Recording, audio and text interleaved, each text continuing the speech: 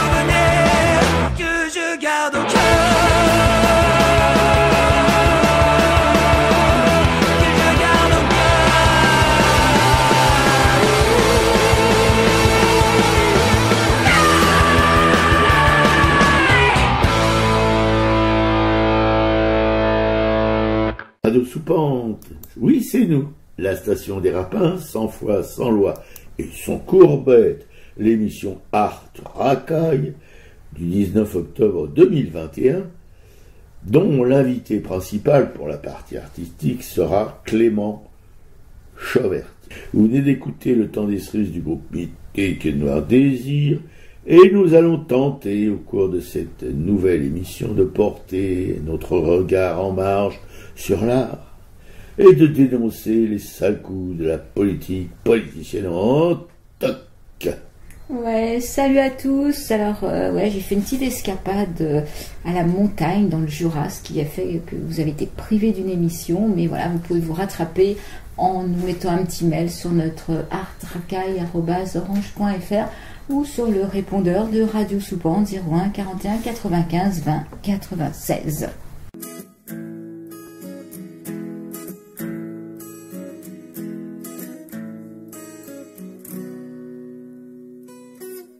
Dans son tube sage se tient le rouge,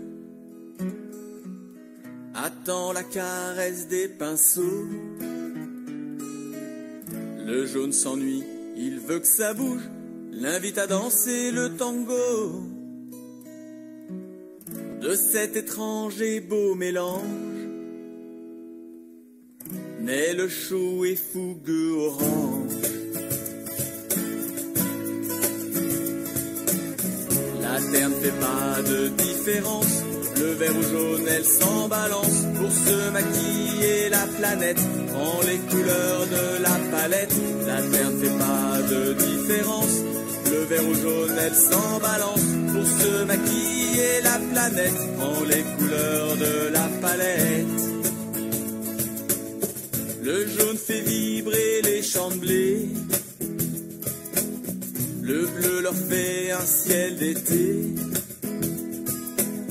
Mais ils finissent par s'embêter, coincés chacun de leur côté.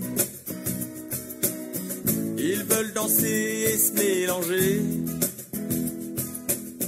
et peindre ensemble une verte forêt.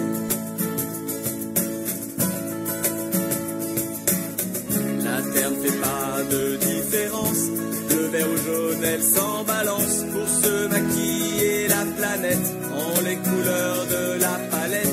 La terre ne fait pas de différence. Le vert ou jaune, elle s'en balance pour se maquiller la planète en les couleurs de la palette.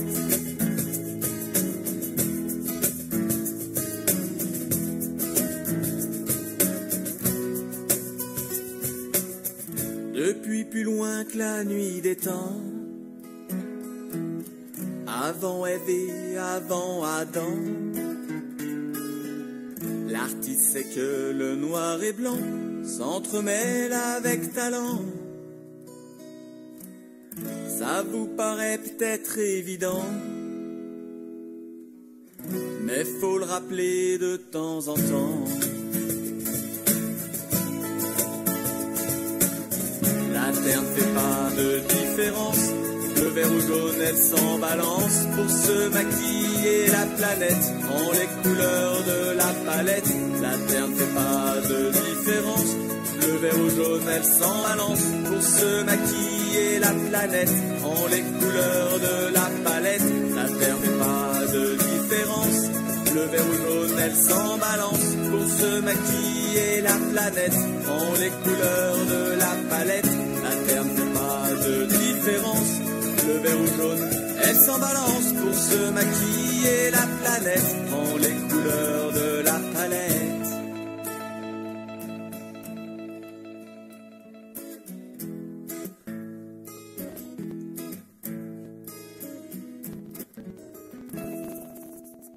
Voilà, c'était l'artiste chanson contre le racisme. Oui, pour présenter en musique mon presse-papier, c'est quoi donc est-ce que la patrie, dont Zemmour Zob, mort de rire, nous gonfle depuis belle lurette, que je interprète avec burette, et la patrie par-ci, et la patrie par-là, et qu'elle est envahie par les hordes islamo-gauchistes, qui vont nous priver sous peu de nos casse-dalles saucisson beurre, ballons de Beaujolais pif. Une honte! Tous aux barricades, l'arabe ne passera pas. Que perso je m'en tape le coquillard dans les grandes largeurs. Je suis né, un hasard hasardeux, dans le 12e arrondissement de Pantruche. Et alors, je suis depuis un Français obligatoire, différent de ceux qui ne le sont pas. Ah bon? Qui décide de ces conneries? Zemmour, Zob, mort de rire? Qu'on nous enseigne à l'école de la République, de la liberté, de l'égalité et de la fraternité, l'histoire des tyrans qui nous ont fait marner puis qu'on a quitté notre bienheureux statut de chasseurs-cueilleurs. Uniquement de ces infoutus qui ont un panthéon, des invalides et un arc de triomphe, alors que nous autres purotins n'avons rien. Des milliards qui disparaissons dans le néant, sans rien laisser d'autre sur la terre que nos ossements. Non, je ne fais pas partie de cette histoire convenue là. L'humanité est ma fraternité. Il n'y a pas de couleur de peau qui tienne. À la tienne, Étienne, à la tienne, mon vieux, que je me chantonne. La peur du grand remplacement, comme il dit, comme ils disent. Encore une image pour maternelle du troisième âge. On ne remplace rien que du vent, qui l'emportera loin d'ici et de là-bas. On avance tous à la vague comme je te pousse. Continent, frontières murées, on s'en fout. Rien ne peut nous arrêter. S'il faut remplacer, remplaçons. Et en premier, Zemmour, Zob, mort de rire, qui a besoin d'aller prendre l'air ailleurs. Nous continuerons à aller au bois y cueillir la violette, qui est une fleur avec laquelle on fait des bonbons. Et c'est important, tellement plus que les bavouillages pleurards du prédicant de CNews. Plus la chair est haute, moins le discours porte, mon petit pote. Les curetons l'ont bien compris, qu'ils prêchent plus sur un arbre perché, mais devant l'autel, dans le cœur de l'église, tout près du sol. Bon, ils sont toujours un peu à la bourre, mais ils progressent. Déjà que psalmodier sur cet enfant de salaud, qui brigue sans se déclarer, en chafouin averti, qui en vaut deux, la magistrature suprême, relève plus d'un masochisme avéré que d'un recueillement sincère. Et le plus drôle, j'ai une envie irrépressible de chanter « Ils ont des chaperons, vive la Bretagne, ils ont des chaperons, vive les Bretons !» avec ce fameux couplet sur ma grand-mère qui est carnassière et qui a mordu Pépère au cul. Je pense que Zemmour, Zob, mort de rire, devrait adopter cette musique pittoresque, ainsi que les paroles qui ne le sont pas moins, comme jingle pour ses péroraisons. Ça a une certaine gueule, non? Ouais. Et J'ai bien récité. ouais, t'as bien récité. Non, mais moi, en fait, ça me laisse un peu perplexe tout ça, parce que des fois, je me dis que le mieux, c'est de pas en parler. Mais on n'est pas... Ouais, c'est de laisser ça de côté. Et comme là, il y a un édito de Politis sur ces sondages qui décrypte un peu le mécanisme des sondages, qui explique qu'en fait, on fait dire ce qu'on veut aux sondages. Et j'ai l'impression que là, on est vraiment dans la mesure publique et que l'édito rappelle que justement, à 6 mois des présidentielles, on pouvait donner Balladur ou Jospin vainqueur et que finalement, on a bien vu ce que ça donne et Jospin viré dès le premier tour. Donc, il y a une façon de présenter un sondage, il y a une façon d'interpréter les résultats, le nombre de personnes sondées, ce qu'en font les médias. Enfin, donc tout ça, moi, ça me laisse un peu perplexe, quoi. Non, moi, ce qui me fatigue terriblement, c'est ces péroraisons, c'est de voir sa gueule partout, de l'entendre partout. Voilà, on peut pas y échapper, quoi. C'est ça.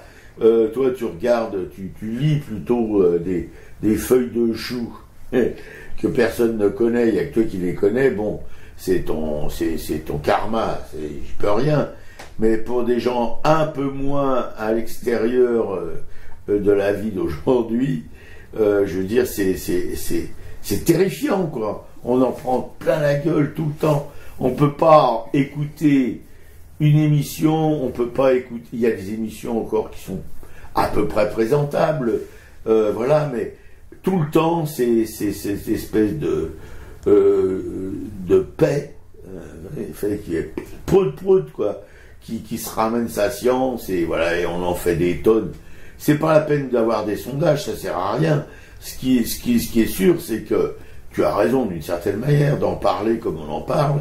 Bon, c'est tout bénef pour lui, voilà. Oui. Moi, c'est ce que je vois, mais en même temps, on peut pas l'ignorer. Non, c'est bénef pour lui et ça permet de pas parler quand même de ce qui se passe derrière aussi, des mesures de ce budget 2022 qui risquent d'être quand même terribles sur les aides sociales, de pas parler du pass sanitaire et du contrôle de la population et des mesures liberticides. Enfin voilà, ça relativise quand même. Oui, tout tout ça, à quoi. fait, non. Voilà. Et là, l'autre fois, tu m'as parlé, alors moi, bien sûr, effectivement, dans mes presses alternatives, j'avais pas, comme en plus j'étais absente, j'ai loupé cette info de cette espèce de match de foot où Macron a marqué un penalty. Alors là, j'ai écarquillé des yeux. Je me suis dit, on est dans la politique spectacle. Bon, je pense que c'est un gros...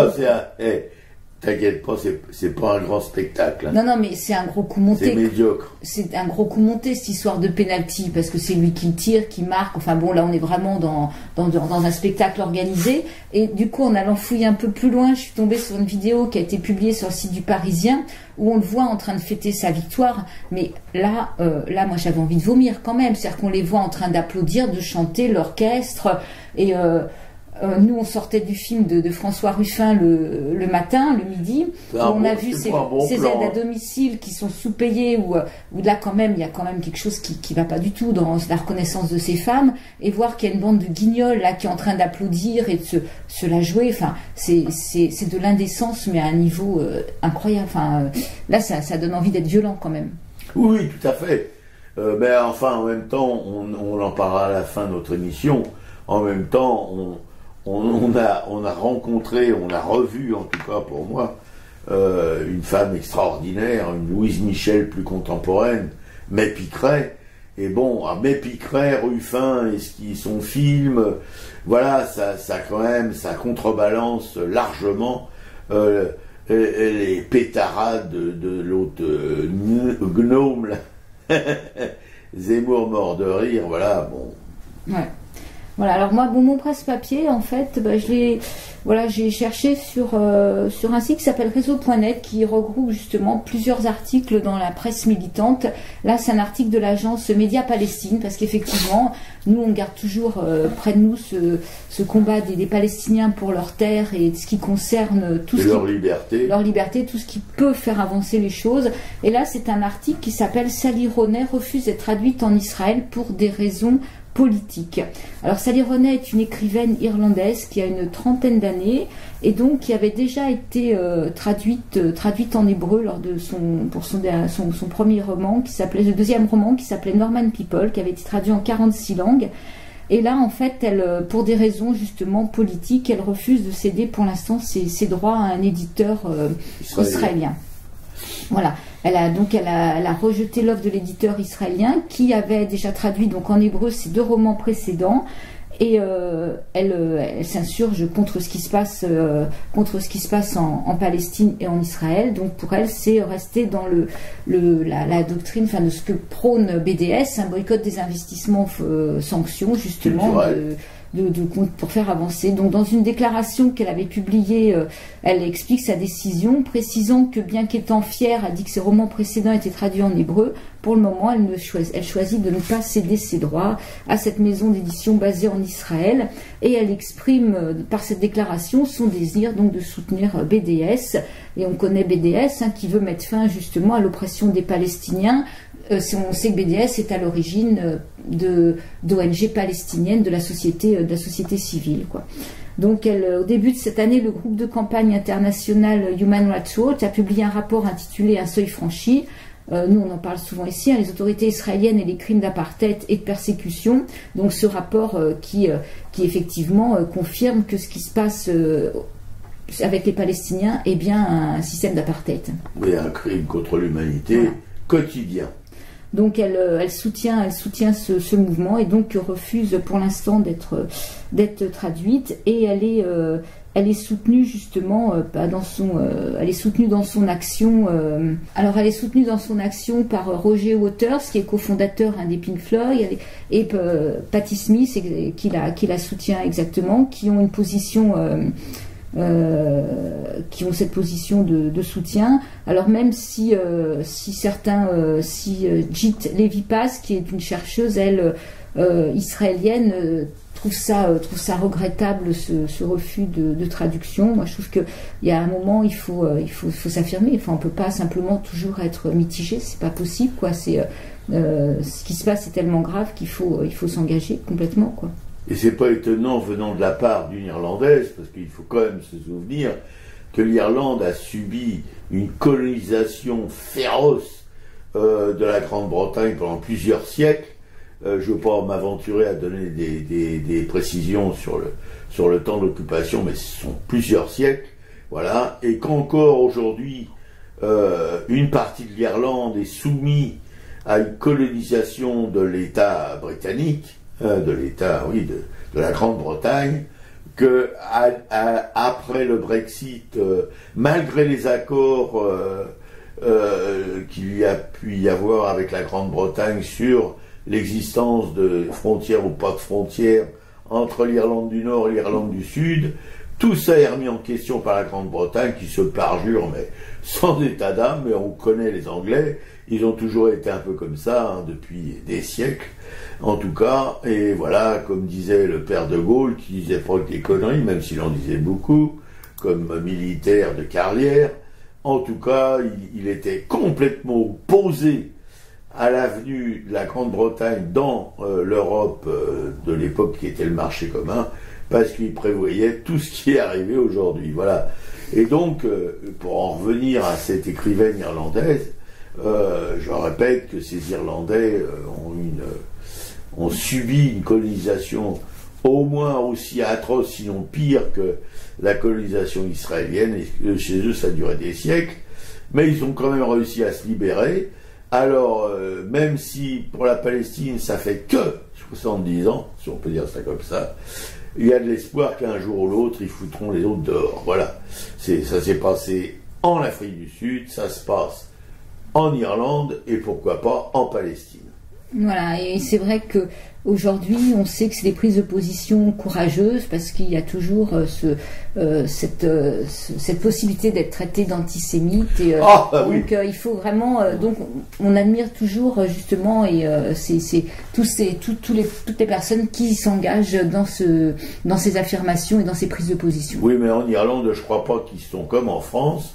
Qu'il n'y a pas de loi comme en France, la loi Alliot-Marie et compagnie, Maillard et compagnie, etc., qui vont adopter la déclaration de, je me souviens de ce truc, c'est HEPI, je sais pas quoi, hein, une déclaration sur l'antisémitisme et tout, voilà, c'est pas la France, heureusement. Non. Voilà, et une autre info alors qui est différente, là, c'est si vous voulez apprendre à devenir une vraie balance, incroyable mais vrai, c'est devenez client mystère pour surveiller les contrôles de passe sanitaire. Et c'est pas un joke, hein, c'est vraiment une annonce qui est sortie, c'est une annonce réelle qui est passée dans la mission qui a été publiée par la mission locale du Pays d'Aix dans les Bouches-du-Rhône. L'annonce disait « Rêvez-vous de vous rendre dans des lieux où le pass sanitaire est obligatoire tout en vous faisant passer pour un client lambda dans le but d'observer si les contrôles sont bien effectués. » Voilà, en clair, voulez-vous devenir une balance. Donc, pour la modique somme de 1 333 € brut par mois, donc pour 30 heures de travail, on a l'honorable tâche de vérifier que le pass sanitaire de chaque client est bien contrôlé à l'entrée des établissements. Alors pour amadouer un peu les potentielles balances, on leur offre les entrées gratuites dans les lieux qui sont censés vérifier. Voilà. Mais nous en France on a l'habitude. Oui, ça on est assez... On a un passé assez glorieux dans ce domaine. Voilà ce qui a permis... à l'État français pendant l'occupation des Huns d'envoyer des milliers de Français de confession juive dans les camps de la mort, des résistants, des homosexuels, des francs-maçons, et papa, hommes, femmes, enfants. Voilà, il y avait pas. Et puis oui, j'ai parlé des Roms, probablement aussi. Voilà. Ouais. Ça, on a un passé quand même. Voilà. Et alors là, ce qui est quand même étonnant, c'est que ce métier de ce client mystère c'est des contrats d'embauche de 12 mois et comme apparemment l'ont enlevé certains internautes, on n'était pas censé s'arrêter au 15 novembre avec le pass sanitaire, donc on peut quand même se poser des questions là aussi.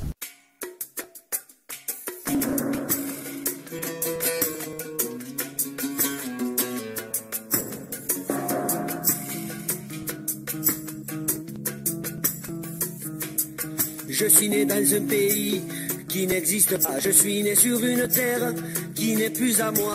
Une terre occupée, une terre piétinée, une terre autonome sur le papier. Je suis né sous les you-you et les cris de joie. Je suis né après bien d'autres dans le camp trop étroit. La mer était ma frontière, un sanctuaire pour oublier les colons, le blocus et la misère. J'ai grandi versé au son des récits de l'exil. J'ai grandi au creux des vies suspendues à un fil. Le fil d'un espoir tenace dans l'impasse. Un jour mis la tête haute, nous aurons notre place. Nous aurons notre place. Nous aurons notre place.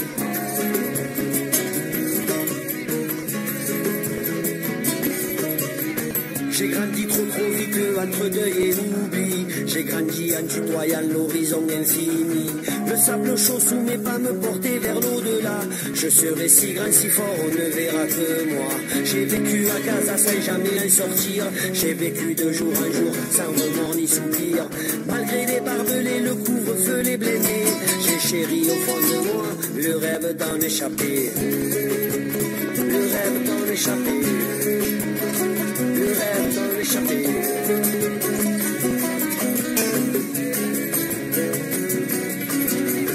J'ai vécu les vagues humaines de l'intifada. J'ai vécu cortège et grève, drapeau à bout de bras. Nous chantions à plein poumon notre passion, tandis qu'au-dessus de nous paradaient leurs avions. Je suis mort à ton menti d'une balle perdue. Je suis mort assassiné par un homme inconnu qui croyait faire son devoir en tirant dans le brouillard sur des ombres ennemies aux armes dérisoires. Je suis mort comme mille autres, mille après, mille avant. Je suis mort un soir d'automne, un soir de ramadan. Mais je ne voulais que vivre, vivre libre. Je ne voulais qu'être libre. Je ne voulais qu'être libre. Je ne voulais qu'être libre.